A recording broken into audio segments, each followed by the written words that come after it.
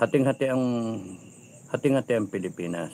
Pero yung hati na yon, hindi ganong karami yung gusto ng vote of you resign para magkaroon ng vacuum tapos panik ang Tito Soto. Or magkaroon ng junta, ibang pangalan ang ilalagay, caretaker government, etc.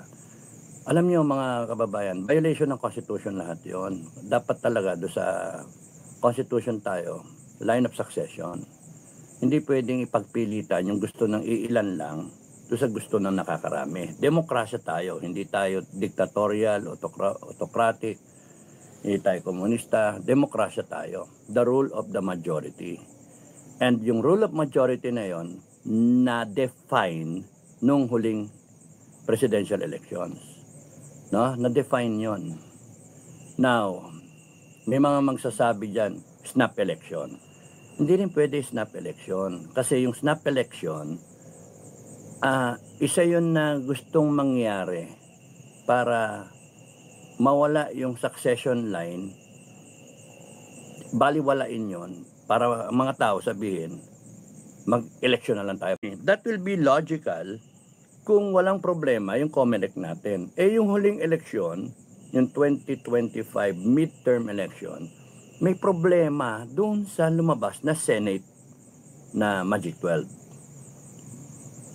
May problema to the tune na merong mga 16 million na disenfranchised, 16-18 million na Pilipinos na yung boto nila hindi na count, and then iba yung lumabas na resulta. It should have been Duterte. Yung iba sasabihin, hindi, matalino talaga yung mga botante na. Talaga. O ang pinaka-the best dyan, umikot ang gulong, recount natin. Mano-mano, tingnan natin lahat ng balota. Pero, expectin ninyo, sira na yung mga balota. So, pagka sira na yung mga balota, kung sino may mga caretaker dyan ng balota, bitay ang abutin nyo. Kasi, supposed to be, well-preserved yung mga balota. Ba't natin ginagastosan yan kung sisirain din naman yung balota? Kasi takot ka bilangin, and then nilitaw na talagang binaboy nyo pati yung boto ng maraming Pilipino. Tapos ang pinalabas ninyo, yung gusto ninyong mga pangalan. Pinalusot niya lang yung tatlo. Bongo, si Bato, and Marcoleta.